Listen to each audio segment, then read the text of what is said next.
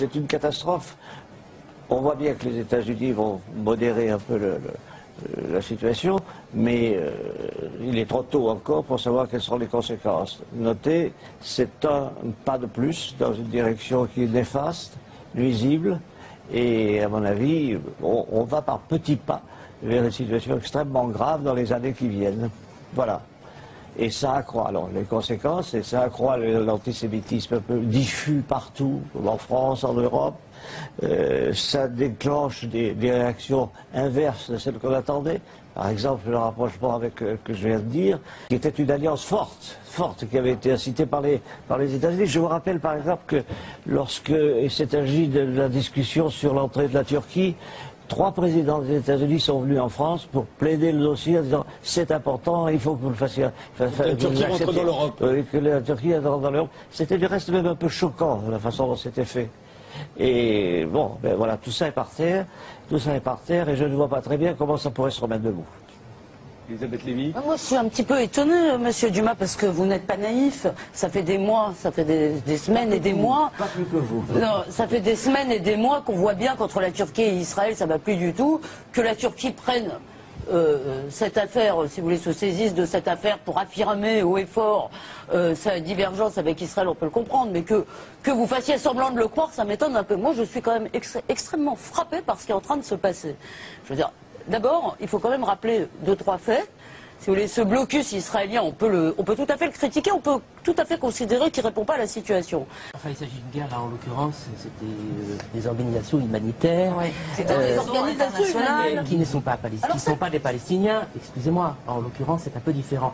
Il faut parler de haine, oui, ça c'est certain, il y a une haine contre Israël qui est patente. Mais je crois que ce qui fait la différence, c'est qu'il y a une prise de conscience de la communauté internationale que ce blocus est inefficace. Ce blocus, il est absolument délirant. Il faut quand même, je crois que c'est très important, peut-être il va sortir quelque chose d'un peu mieux de cette tragédie, c'est cette prise de conscience de ce que peut être la vie dans les territoires occupés. Je voudrais dire une chose très simple.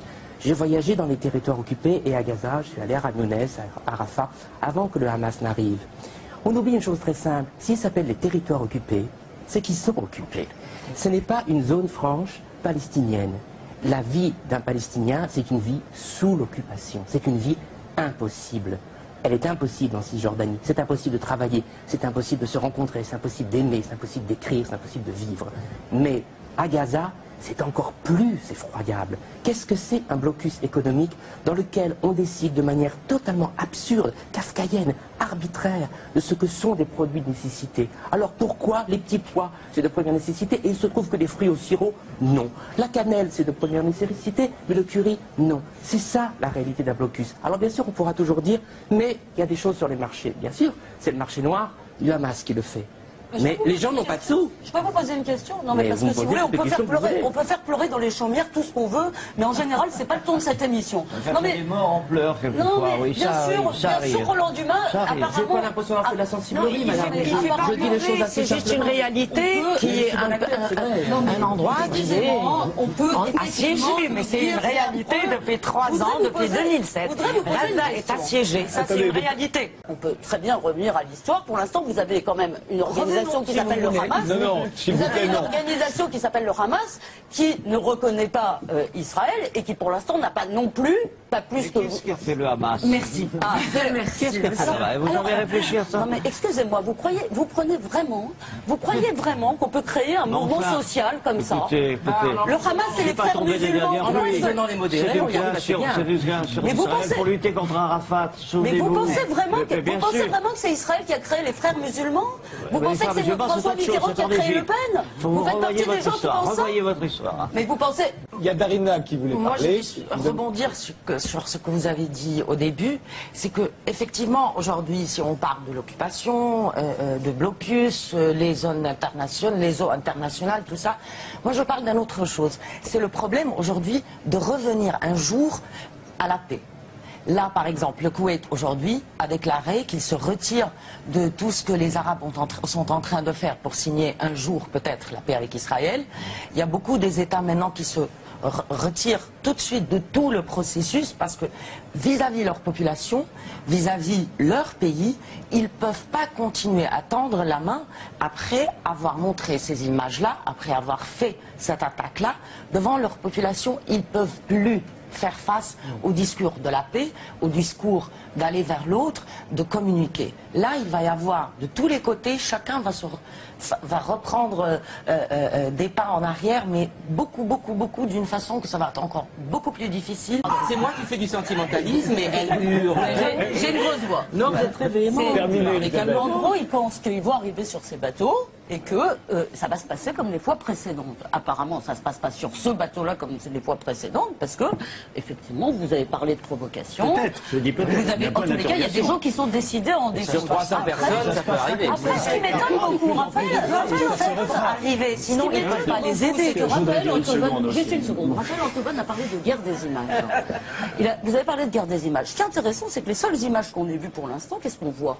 C'est les images de Tsahal. D'accord, parce qu'il a interdit à tous les autres journalistes de prendre les Je images. voulais simplement dire, c'est que les armées ont des moyens extrêmement efficaces d'arraisonner des bateaux sans tuer 10 personnes. Il y a des moyens de les arrêter. Il y a des moyens. Il y a même le responsable du GIGN. Demandez à tous les responsables du GIGN qui a dit ça aujourd'hui à la télé. Qui l'a dit. Il y a des tas de moyens. On encadre le bateau, on le stoppe. On ne descend pas avec des fils d'hélicoptère, mais on envoie des stunt grenades, c'est-à-dire des trucs qui assourdissent complètement les gens, qui les aveuglent, ils ne voient plus rien. pas une bavure.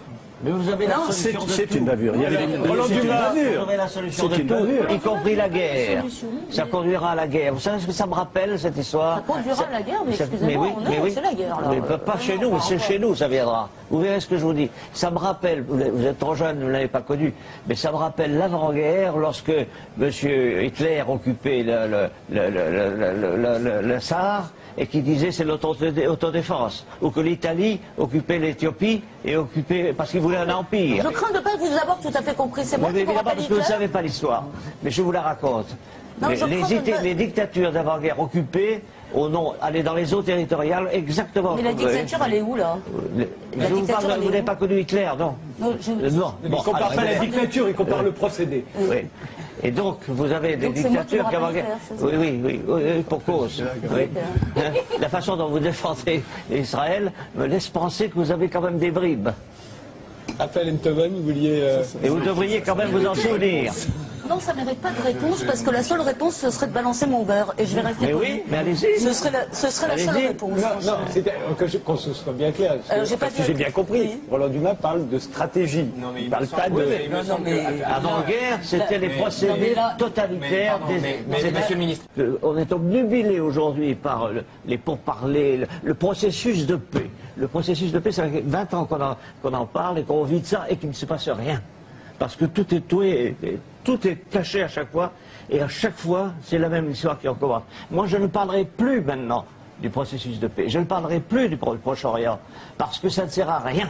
Il y aura un jour une coalition qui se dressera et qui se battra pour, vous verrez, comme il y a eu pour l'Espagne. Exactement de la même façon. Et vous ne l'empêcherez pas, ça gagne les esprits, et ces esprits seront gagnés et iront jusqu'à la guerre. Vous allez peut-être répondre à mes questions. Donc, en somme, Et juste après, on changera de En sujet. somme, par rapport à, si vous voulez, donc vous avez un voisin donc qui veut votre destruction, en tous les cas qu'il affirme. Effectivement, lui faire la guerre, on a vu ce que ça donnait, ça a été pour le coup vraiment terrible et certainement disproportionné.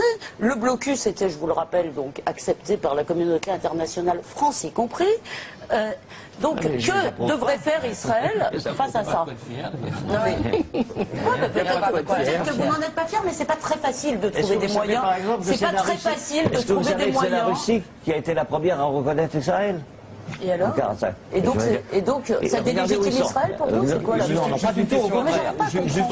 Une dernière question, Mais on vous ne change de comprenez sujet. rien.